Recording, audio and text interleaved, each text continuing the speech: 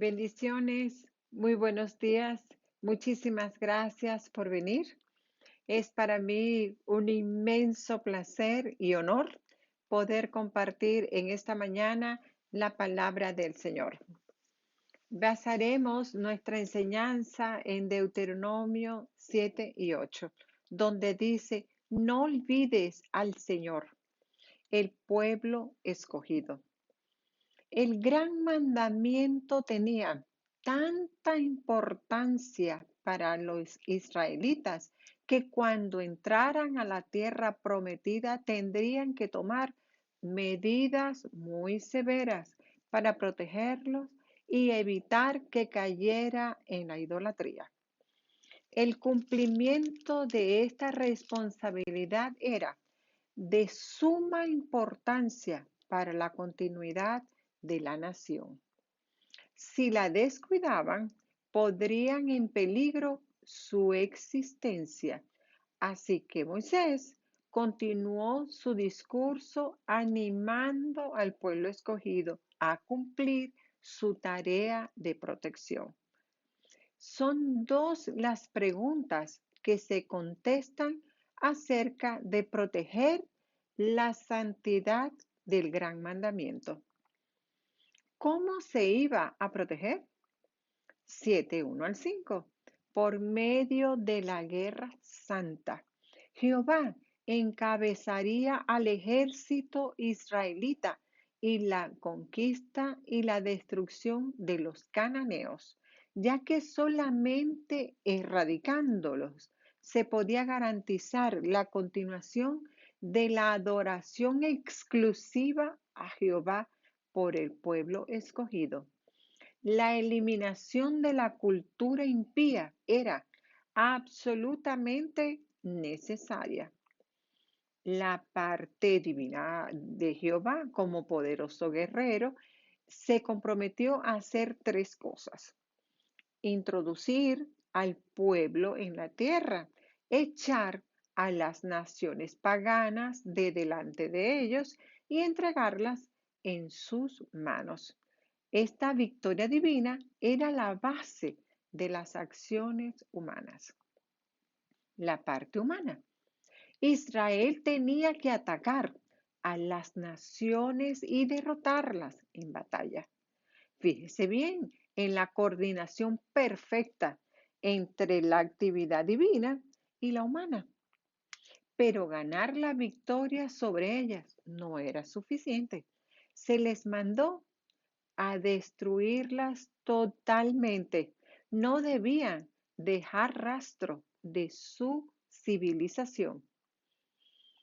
El asolamiento afectaría sus pertenencias, pero especialmente todo lo que se relacionaba con su culto pagano. El Dios soberano no toleraría rivales en su tierra. Además, no debían tener relación alguna con los sobrevivientes. Esta instrucción revela que el Señor omnisciente sabía que no iban a cumplir con esta comisión. El mandato era que destruyeran todo, que no dejaran a nadie con vida. El Antiguo Testamento es el relato de las consecuencias de la desobediencia a este mandamiento. ¿Por qué debían proteger? 7, 4, 6, 11. Los versículos 4 y 6 comienzan con la palabra porque y dan las razones por las cuales los israelitas debían proteger el gran mandamiento por medio de una destrucción total. El peligro de la contaminación. Todos sabemos que lo malo se contagia. El Señor sabía que si no se efectuaba la destrucción total, el pueblo se expondría a la contaminación de la perversidad de los cananeos paganos. Jehová no quería que estos se desviaran o que sirvieran de tropiezo a los suyos. Si los israelitas seguían el ejemplo perverso, también sufrirían la destrucción. Son tres las esferas en que se podría corromper. La idolatría. Este era el peligro más grande. Si su culto no se erradicaba sin dejar vestigio, el pueblo de Israel quedaría expuesto a seguir en pos de dioses ajenos y violar así los dos primeros mandamientos y el gran mandamiento. La historia nos enseña que esto es exactamente lo que pasó. La impiedad. Moisés hace muy patente que las naciones iban a ser eliminadas por su impiedad. Los descubrimientos arqueológicos han comprobado que los cananeos eran los más perversos del mundo de aquel entonces. Su gran inmoralidad los llevó a practicar la prostitución religiosa y el sacrificio infantil. El Santísimo no quería que su pueblo se contaminara con esta suciedad. El ocultismo. Las naciones practicaban todo tipo de ocultismo. Eran expertos en magia blanca y negra. En vez de consultar al Señor, buscaban controlar las cosas por medio de artes mágicas. Todo esto estaba terminantemente prohibido para el pueblo de Israel. Estas naciones idólatras, impías y dadas al ocultismo, bien merecían ser destruidas totalmente por la posición de Israel. En el primer capítulo vimos que esta porción es el texto clave de todo el libro. Ella describe la relación especial que Israel tenía con Jehová. Al fin y al cabo, era el único pueblo que confesaba, Jehová nuestro Dios, Jehová uno es. Eran los únicos monoteístas en un mundo politeísta. Por lo tanto, tenían que mantener esa posición. La ocupaban por causa de lo que Dios había hecho. Moisés delineó 4 obras divinas que Jehová había realizado en Israel por su gracia soberana. Había hecho juramento con los patriarcas, comenzando con Abraham en Génesis. Amó a su pueblo con un amor que Jeremías llama eterno. Rescató a Israel de la opresión de Egipto por el juramento que había hecho a los patriarcas. Escogió a la nación desde antes de la fundación del mundo según su plan eterno. Y en el tiempo y en el espacio la apartó para sí en el monte Sinaí, cuando entró en pacto con Elías, en el pacto con ellas. Desde hacía 40 años era el único pueblo santo y especial, propiedad muy valiosa, su tesoro. Era un tesoro o es un tesoro para Dios. Debía protegerse de toda cosa que violara o manchara esa relación tan singular. Lo que Israel debía hacer, siendo una nación tan privilegiada, le tocaba corresponder a la inmensa gracia divina con una conducta correcta que le conservaría en el sitio de bendición. Tenía que hacer 3 cosas.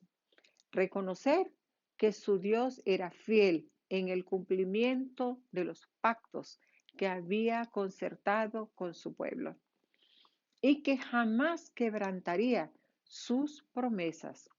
Al recordar La fidelidad divina estaba obligada a evaluar su lealtad a Él, amar a Jehová con todo su ser. Este era un amor que excluía a todo lo demás. Obedecer al Señor en todo, reconociendo que la obediencia trae bendición hasta 1000 generaciones y que la desobediencia acarrea maldición. Este pueblo escogido se encontraba en la frontera entre Moab y la tierra prometida. En esta encrucijada tenía que reconocer su relación especial con Jehová y una vez que cruzara el Jordán sería fatal olvidarla. Su razón de ser era vivir como el pueblo santo y especial del Señor. Veamos bendiciones para disfrutar. 7, 12 al 26. Las multitudes, las múltiples bendiciones en su grado máximo se derramarían sobre los que guardaran y pusieran por obra los mandamientos y decretos del Señor. La conducta correcta trae consecuencias benévolas. A continuación, vemos las bendiciones prometidas a Israel cuando estuviera en la tierra prometida. Las primeras dos son generales, pero muy importantes. Jehová guardará el pacto y la misericordia y seguirá amando a su pueblo. Siguen 4 bendiciones muy concretas. Abundancia de bienes materiales, fecundidad en la reproducción, salud, triunfo en las batallas. Fíjense en las muchas veces que dice que Jehová tu Dios iba a hacer estas cosas. Pero note también la participación humana en lograr la victoria. Ahora veamos, cuidado de recordar, 8, 1 al 20. Este capítulo se caracteriza por verbos que se relacionan con el concepto de recordar. Acordarse se encuentra 2 veces, versículos 2 y 18, y olvidarse 3, versículo 11, 14, 19. El mensaje mosaico era clarísimo. Una de las mejores armas que tenía el pueblo escogido era evitar caer en la apostasía. Era su memoria.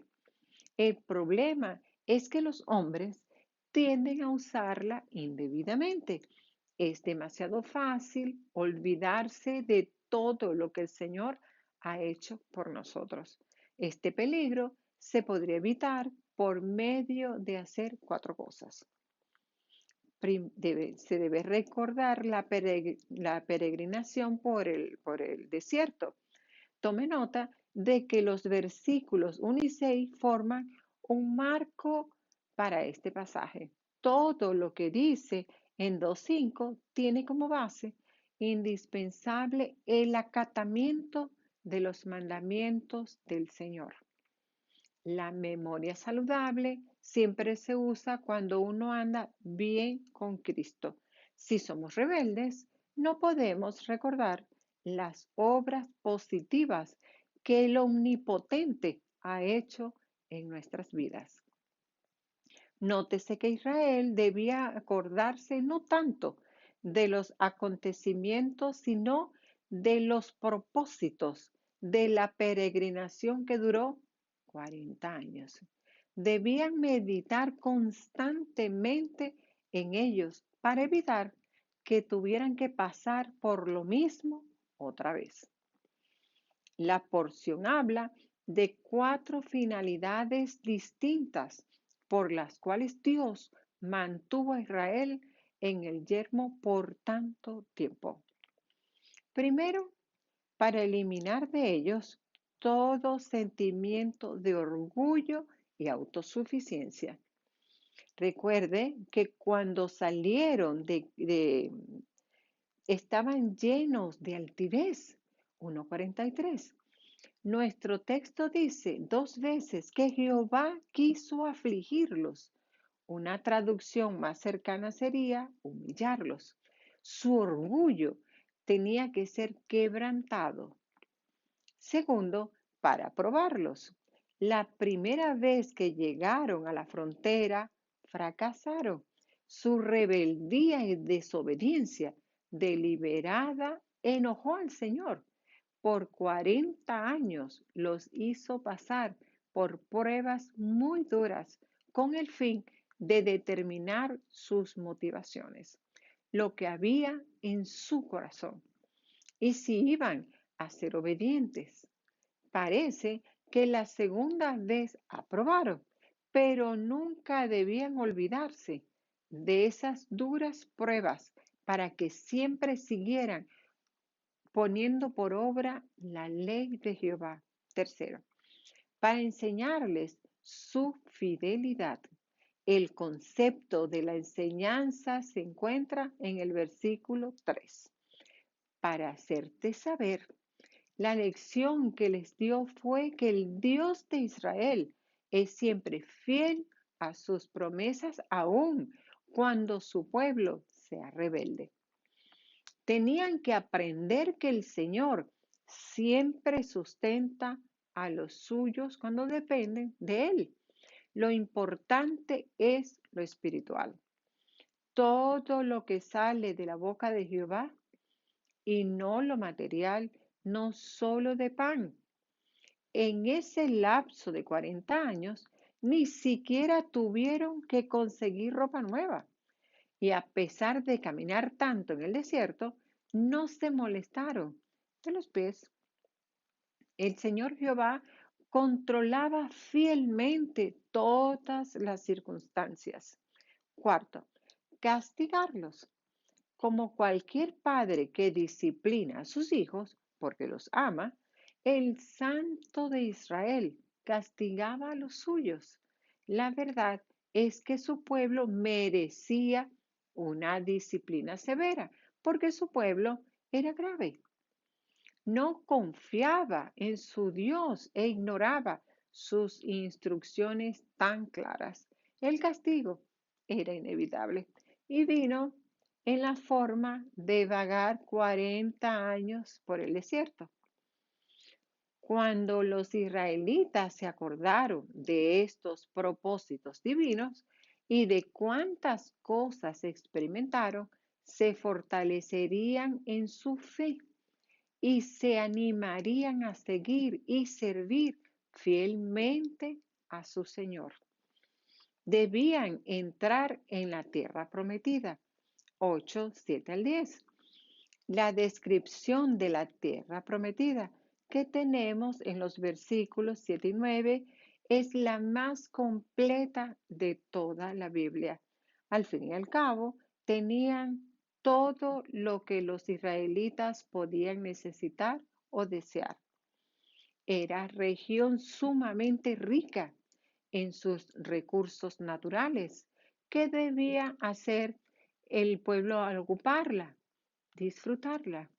Su deber se describe en el versículo 10.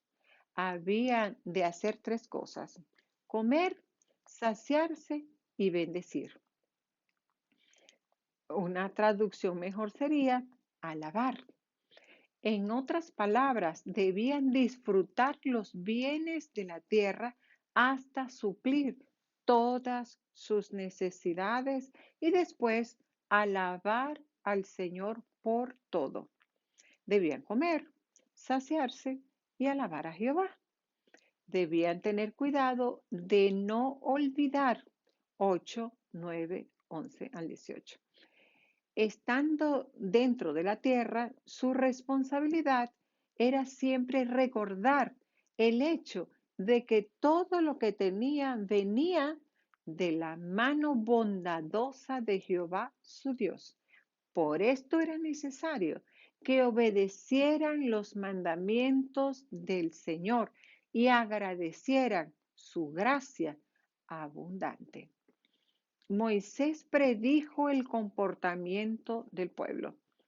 En vez de comer, saciarse y alabar al Altísimo, ellos comerían, se saciarían, se enriquecerían, se enorgullecerían, se olvidarían y dirían que todo era resultado de su propio esfuerzo.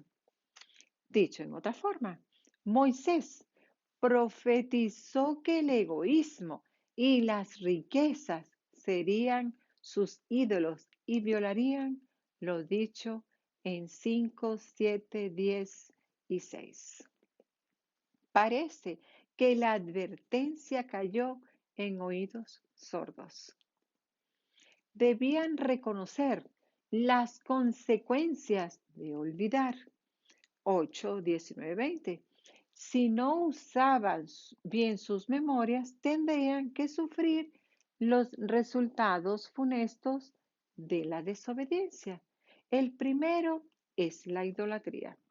Igual que en Israel, el que se olvida de las grandes obras de Dios en su vida, inevitablemente comenzará a participar en la adoración a las imágenes. El castigo que Jehová aplicaba a la práctica de esa abominación era la destrucción. Pero la única forma de evitar la idolatría y destrucción era hacer buen uso de la memoria y obedecer, atendiendo la voz de Jehová. Estando en la frontera, los israelitas aprendieron por boca de Moisés que para proteger la santidad de los primeros dos mandamientos y el gran mandamiento, tenían que destruir al enemigo, disfrutar de la abundancia de la tierra y cuidar su memoria. Para concluir, Moisés nos recuerda que su pueblo principal es bendecir, que el propósito principal es bendecirnos y sucederá que porque escuchas estos decretos y los guardas y los cumples, el Señor tu Dios guardará su pacto contigo y su misericordia que juró a tus padres y te amará, te bendecirá y te multiplicará. También bendecirá el fruto de tu vientre, el fruto de tu tierra, tu cereal, tu mosto, tu aceite, el aumento de tu ganado y la cría de tu rebaño en la tierra que Él juró a tus padres que te daría. Si obedeces al Señor tu Dios, bendito serás en la ciudad y bendito serás en el campo. Bendito el fruto de tu vientre, el fruto de tu suelo, el fruto de tu ganado, el aumento de tus vacas y las crías de tus ovejas. Benditas serán tu canasta y tu arteza. Bendita serás cuando entres y bendito cuando salgas. El Señor te hará abundar en bienes, en el fruto de tu vientre, en el fruto de tu ganado, en el producto de tu suelo, en la tierra que el Señor juró a tus padres que te daría. Abrirá el Señor para ti su buen tesoro, los cielos, para dar la lluvia a tu tierra en su tiempo y para bendecir toda obra de tus manos.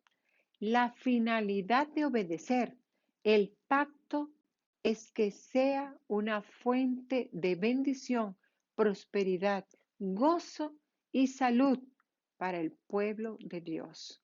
Como dice Pablo, la ley es santa y el mandamiento es santo, justo y bueno. Romanos 7:2. Y el amor es el cumplimiento de la ley. Romanos 13:10. Esto no se debe confundir con el llamado Evangelio de la Prosperidad, el cual declara de forma incorrecta que Dios inevitablemente les da riqueza y salud a las personas que se ganan su favor. Lo que esto significa es que si el pueblo de Dios vive según el pacto, el mundo sería un mejor lugar para todos. Por supuesto, los cristianos somos testigos de que no podemos cumplir la ley por nosotros mismos. Es por eso que hay un nuevo pacto en Cristo Jesús, en el cual la gracia de Dios está disponible para nosotros por medio de la muerte y resurrección de Jesús. Y no estamos limitados por nuestra propia obediencia. Al vivir en Cristo, encontramos que somos capaces de amar y servir a Dios y que después de todo, lo que hacemos es bendecido, como lo describe Moisés en cierta medida en la actualidad, y lo será completamente cuando Cristo traiga el cumplimiento del reino de Dios. En todo caso, el tema general en todo el libro de Deuteronomio es la bendición del pacto con Dios. Así como en estos tres pasajes el tema es evidente en muchas partes breves a lo largo del libro. Moisés regresa esta última sección al final de los capítulos 29 y 30. El deseo de Dios es bendecirte, pero también dice que no te olvides del Señor, no te olvides de dónde estabas y de dónde te sacó y dónde estás ahora. No olvides nunca a Jehová tu Dios ni a Jesús de Nazaret. Instruye a tus hijos en el amor a Cristo. Y todo lo que tú hagas, piensa que no eres tú quien lo ha logrado, lo que tengas, lo que haces, a lo que vas, lo que posees, la felicidad, el amor, la salud, el bienestar. Todo proviene de Dios y de su amado Hijo Jesús. Bendiciones.